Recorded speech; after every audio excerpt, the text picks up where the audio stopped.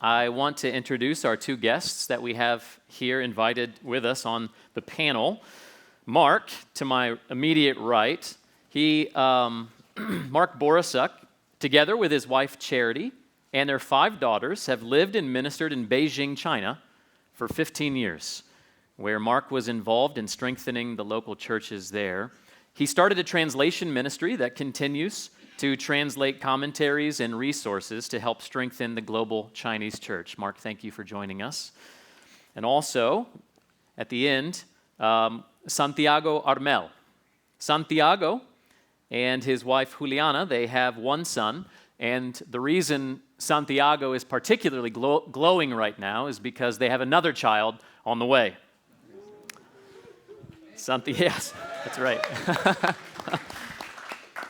Santiago is a church planting pastor in Cali, Colombia. He also serves as professor and as vice president of the Expositor Seminary, Seminario de Expositores, which has 2 locations, one in Cali, Colombia, and another in Bogota, Colombia. So thank you also, Santiago, for joining us.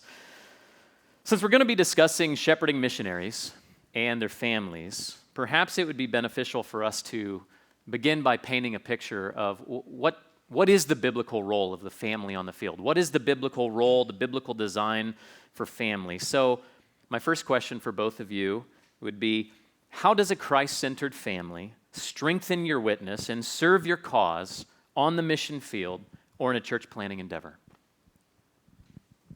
Yeah, I think that even from the Old Testament, the Lord gave the wisdom to his people. And he said in Deuteronomy that when the people of God start following his commandments and putting on display all what the Lord do, that's going to shine and bring other people to see what's going on. Like in Deuteronomy 4, say that the wisdom of the people of God is going to be seen from others, and they're going to ask where that wisdom come. And I think that when missionary families can run their families in a godly way, behave in the way that the Lord commands, that's a huge impact in the communities that we are. People, they don't have models on how a husband should be, how a wife should behave at home, how to do parenting. So I think the key role of family in missions is really important. Is a way also to connect with people. For example, in our case in Colombia, one of the main engagement that we have with the community is that we do a discipleship with marriages, 1 Friday a month, and we invite the people in the congregation to invite families, and so they can attend the church for the first time and get a biblical perspective of the family. Also, we do that meeting also with an evangelistic focus. And many of the people that are attending our church now being part of those discipleship with families. And so it's a way to engage with the community. And yeah, I think it's key for the missionary effort. Yeah, just exactly what Santi said, and going from the Old Testament to the New Testament, right? And just thinking through, in the New Testament, I've been preaching a little bit through Titus recently, and that Titus chapter 2, where it's talking about, if you look there, it has those so that's, right? And it's giving instruction to families, to older men and older women and younger women, and what, so that the older women can teach the younger women, and the younger women within the family behave a certain way. Why? So that the word of God is not blasphemed, right? And then he moves on to the younger men in Titus and even workers and all of it, right? So that so that's talk about how you are. Your family is going to either support what you are saying, or your family is going to go against what you're saying. As I was thinking about some of this, and if you don't mind, I'm just going to read an email that I got. I'd asked, there's a guy, when we went to China, give me a second here. Thank you. just say what I'm going to say. No. But we saw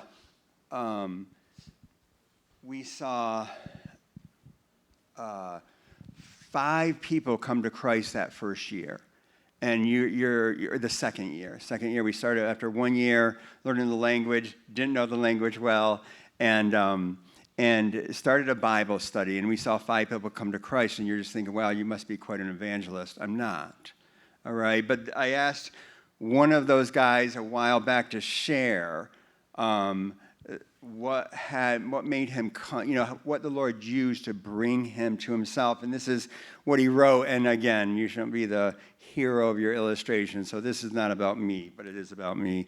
So Mark would be the person who was most influential in breaking the wall of my disinterest in religion, as I was not only an unbeliever, but also quite antagonistic towards Christianity. I regarded it as the opium of the masses due to the communist way of education, and as something only the weak believe. However, he and his family, along with his friends, played different roles in God's purpose.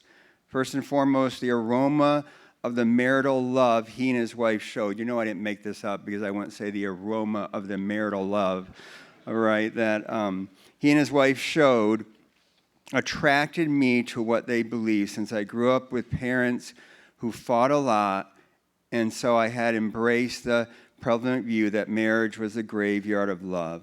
In addition, Mark and Charity extended their great hospitality and love towards my friends and me by inviting us for meals and showing sincere and genuine concern towards my parents, and me by asking and praying for us. Last but not least, his children displayed respect towards others and obedience towards their parents, but they didn't lack intelligence and lack of sociability. Things I believe could only be achieved by naughty children. These are some of the things the Lord used to soften my heart towards Christianity. And again, don't read that. It's not about me. But just as pastors here, that is such a key idea, what we heard from Paul Washer, that your responsibility is to make sure that the people you are sending to the mission field are elder qualified in the sense that they have godly marriages, and they are living out within the home what they are preaching and going to spread. So, yeah, something else that come to my mind is we planted a church almost 4 years ago, and the people start inviting other people to the church like every weekend, and I think that came from a heart that is totally transformed, but that's seen in how the families have been transformed. So what's going on here is that people see that their families start changing. People see that their lives change.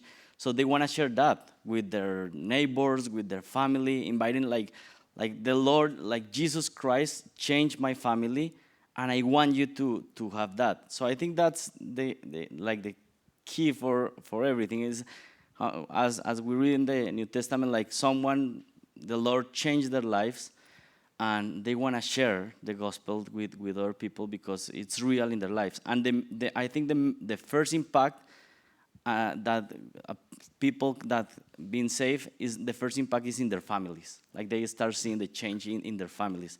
So I think that's key. Mm-hmm. Yeah. And, our Lord Jesus Christ, he says on the Sermon on the Mount, first he defines his disciples as light and salt.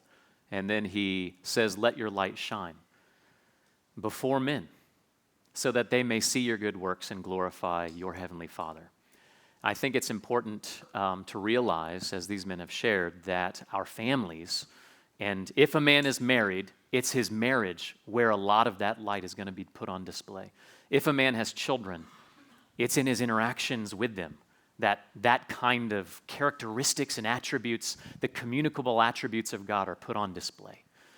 And so it is critical that the family on the field be following Christ. And, we know that we're not going to win the world by becoming like the world, but we win the world to Christ by becoming like Christ. So I'll ask you guys another question related to this. What would be some of the spiritual disciplines or habits that missionaries and missionary families can put into practice to foster that sense of nearness to God, nearness to Christ, and that healthy relationship on the field, even despite ministry stresses, difficulties, and so on? Yeah, so I think one of the interesting things is, again, missionary, even as I was writing my chapter, it's missionary, shepherding your family on the mission field is in a sense the same as shepherding your family here. And the issues are the same. They're coming maybe from different perspectives, but the hard issues are always going to be the same. So for us in China, one of the things was we wanted to be part of a Chinese church. So within the first few weeks of being in China, we started attending a Chinese church. Well, we don't understand a thing in that Chinese church, but we wanted to be there. We wanted to be around fellow believers. We wanted to encourage them. We wanted to start having an impact. And so for that was attending that church and then coming home and then listening to another message in the afternoon and shepherding that way. I think to always to be making sure that you know where your kids are at and trying to, and there's that balance, and I talk about that a little bit in the book, but there's that balance of wanting the kids to be around, if you have like an international church or something in your community, wanting to have some of those benefits, but then not just becoming an expat family where you're just totally involved with foreigners or things like that. And so those were some of the issues that we looked at that we faced in China. But again, I think it all goes back to, and as pastors and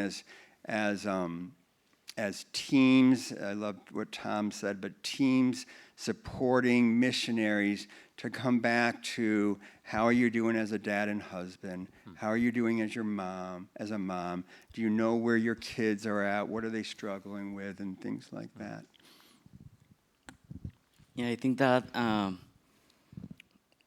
trying to disciple the family through the way, as the Bible instructs, I think it's really important to have like specific times, like you mentioned about disciplines, like reading, having some devotionals, guiding the family to have spiritual disciplines. But I think the most important thing is through the way, when we are on the car, talking with the kid, something that we see in the street, and then pointing that, like, look, that's sinful, or that's the result of a sinful life, giving thanks for something that we receive, like through the life, discipling our kids, making every conversation a spiritual conversation. And with kids, it's really easy to do that. I sometimes get surprised because it's my son that is the one that is starting the spiritual conversation, because he's trying to connect some situation and trying to connect it to the Christian life or to the gospel. So that's a blessing. And another thing that I think is important for missionary families is to don't put a burden on the wife or the kid, like that they need to behave in a certain way because they are like like my wife or my kid. And always remember that if we do something, it's because we want to please the Lord, but not because you are my son that you need to behave in a certain way. Because I think that in the future that could affect his faith a lot. So always doing everything because it's what the Lord commands from us as regular Christians as we are, and that we kind of want to enjoy the Lord and His commandments are good for us. So I think I can emphasize those two things. Yeah, I'm glad you mentioned, Santi, the idea of not compartmentalizing your life. You know, I asked about spiritual disciplines and habits, and you're really reminding me from Deuteronomy chapter 6, the idea that discipleship in the home, discipleship in the church, it's not part of your day, the morning, the evening. It's when you rise up, when you go to bed, when you're walking about your way. And, I would add one other thought, and this is just as we consider, what it means to be a Christ-centered family. I wouldn't want anybody to be discouraged when you look and you realize, in your own marriage or with your own children, you, on a regular basis, are falling short of the glory of God. And so I think it's important to understand, too, that one of those spiritual disciplines or patterns that is critical on the mission field, in the home, for every Christian person, is to be quick to reconcile, to be quick to ask for forgiveness when you go astray. If you have a child, your child should see you as a father or you as a mother as the first person that will confess your sin and trust in the Lord that He is faithful and just to forgive you of that sin, and to repeat that cycle again and again and again.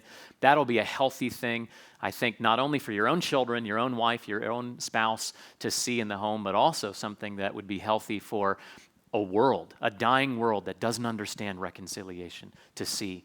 And then they'll wonder, what is different about this family? How can they sin against one another and then reconcile with sin being cast as far as from the east as from the west? Yeah, and I would just, again, add and stress as pastors here, I think there is sometimes a push to get people to the mission field. And so the things that we're talking about up here are, I think most everybody would say, yeah, I know those things. But the question is that 23 and 22-year-old couple that you want to get to the mission field know those things? And you're going to save yourself, I think, a lot of trouble to really take another couple years, pour your life into them, disciple them, grow them, strengthen them, and then they can go to the mission field, and you won't be dealing with so many issues. But then what? They're that example. They're the example that needs to be seen and that the Lord can use for His glory. Yeah. Well, we've talked about theory and principles.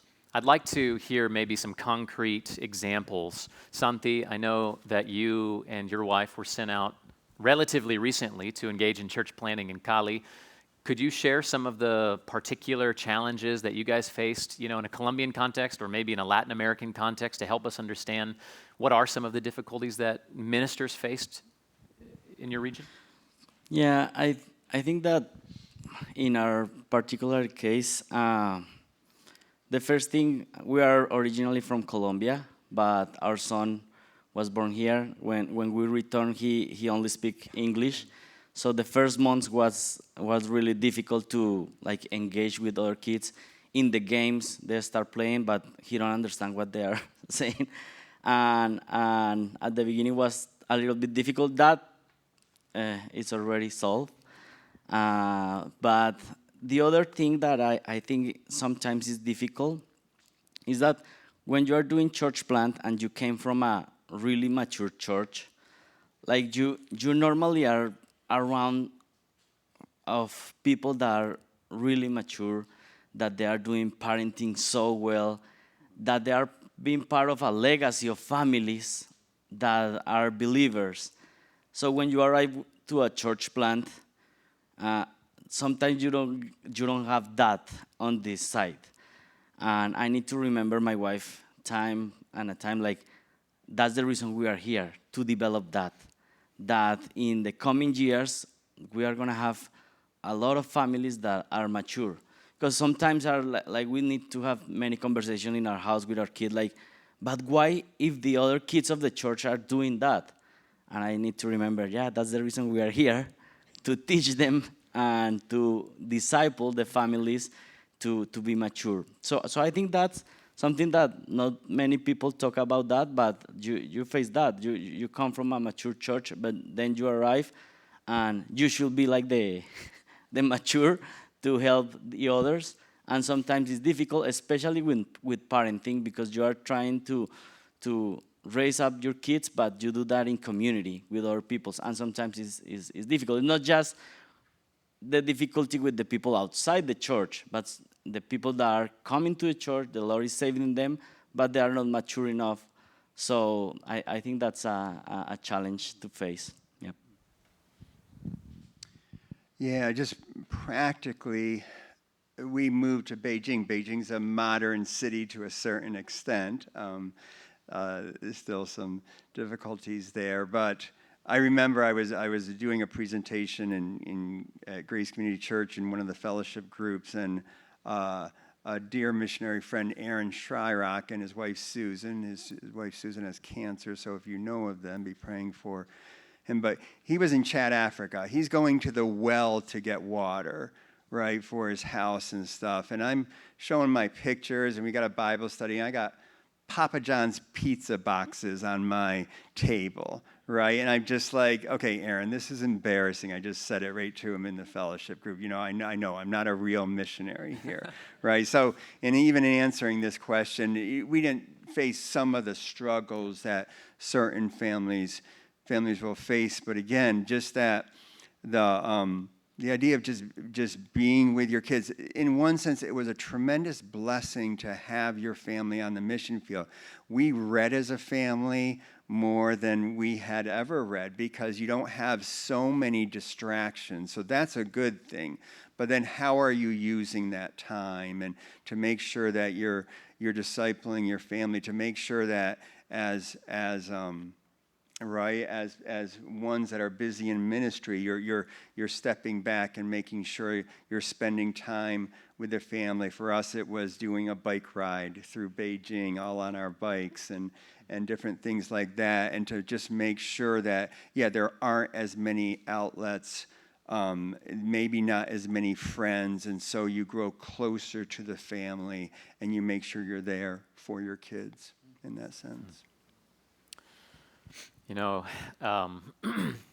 My wife, we weren't set on the mission field, but my wife is from another country. And when I went into pastoral... Which country? Colombia, the same country that Santiago represents.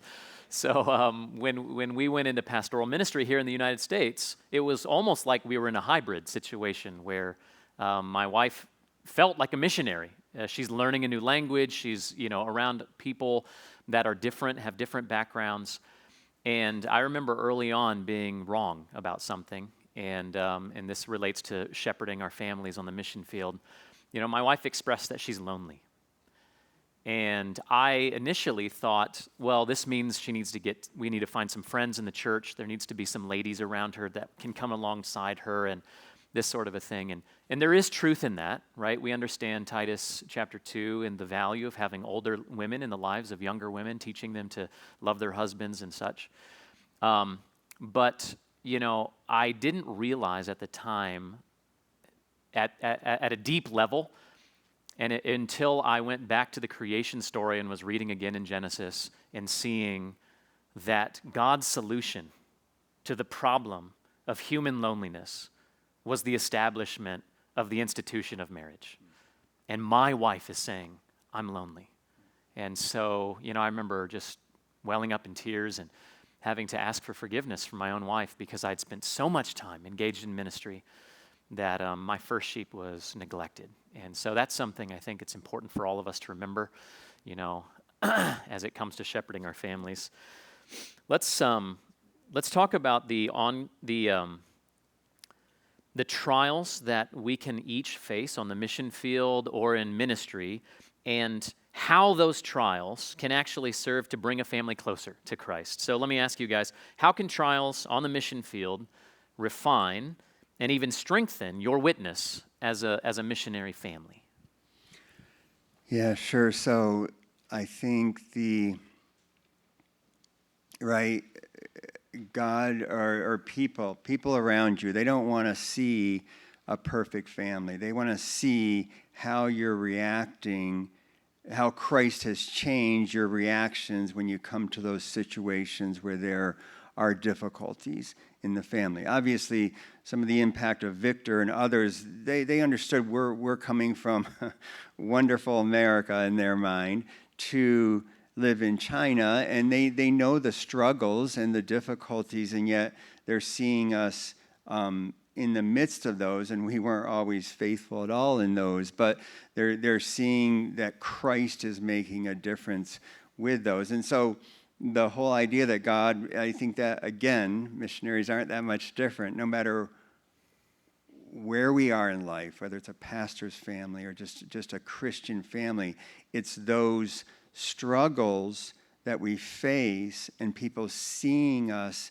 in the midst of those struggles, seeing Christ and the Word of God and the church and fellow believers meeting us there and helping us through the struggles, the same struggles that they are facing in their families. And that's key. And that's key for all of us. Again, there's nothing unique there. The struggles are different, but the struggles are what the Lord brings in, what the Lord allows in order for us to be a testimony of His grace in our lives. I was sitting in a seminar. Brian Tamizian, who just did the announcements there after the close of the message. He did a seminar on how to be a witness in the workplace.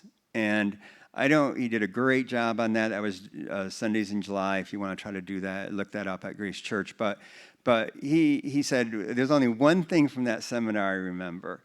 And he was going through 10 ways to be a witness in the workplace. And one of the things he said was, compliment your spouse often. And he said, you know what, because so many marriages are in such bad shape, when somebody sees you compliment your spouse, that makes a huge impact and shows how Christ has worked in your heart. So those trials, those struggles are what the Lord uses to help us point people to Christ. Good. Let's move on to our last question. Let's talk about the ongoing role of the home church in the life of the missionary. And in what ways can churches strengthen their ongoing pastoral care for these missionaries and for their families? And this can be from your own experience, or as you've heard from others. What do missionaries on the field often wish that their sending churches would do more of? Yeah, I think that the key part of the sending churches is prayer. I had the opportunity to write something about that in the textbook, and I say that you can have thousands of dollars of support, but if you don't have prayer, you don't have any support. So that's the key thing. The missionary effort is a spiritual effort. The Lord is the one that saves people, that sanctifies people. The Lord is the one that gives opportunities to open, to plant churches. So the Lord, He do everything. And so we need to pray that He do the things in the mission field. So I think prayer, and something that I realized is that when I had the opportunity to visit the churches that help us, and when I arrive and I see people that I never seen before, and they start calling my name and say, how is Juli? How is Santi? I know that they are praying. Yeah. Because I never saw them before, but they know our names, so I in a minute realized that they are praying for us. So I think that there is one church that supports us, that one of the missions pastor, he normally call me every month, and he say like, I'm gonna ask you the hard questions. So he starts saying, how are you doing financially? How are you doing with your marriage? How are you with your prayer? And are you being exposed to pornography? It's like he go direct. I don't say that every church should do that, because if I need to receive a lot of callings every month, that's gonna be tough. But at least like asking the missionary, like, are you having someone that is like mentoring you, discipling you, and could be like other church, but like looking if the missionaries are having any like direct mentorship. I think that's useful. Yep.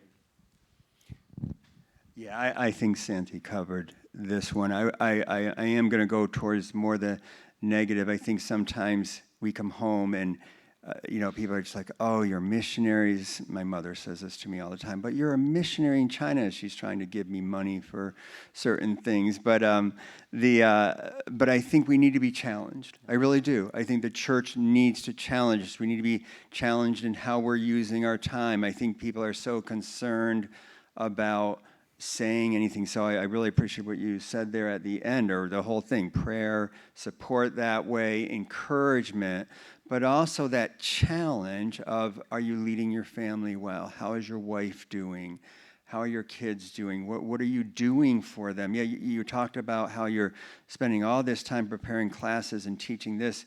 I just didn't hear much about the family. What are you doing for the family? Yeah, thank you.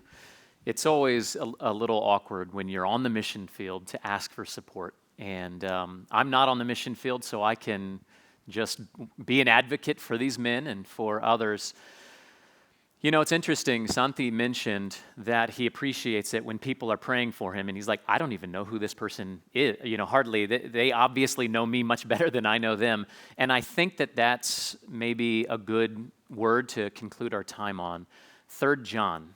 It makes me think of 3 John. 3 John, the Apostle John, he, like a good father to, every child needs the affirmation of a loving father. 3 John writes this letter to Gaius, and he says, you're doing faithfully to support men that have gone out for the sake of the name, even though they're strangers to you. And so, maybe one principle to take away would be, you don't necessarily need to know the missionary in order to demonstrate genuine love to that missionary. You don't necessarily need to know the missionary in order to be earnest in your support and your prayers for that missionary. You just need to know the name for which they went out.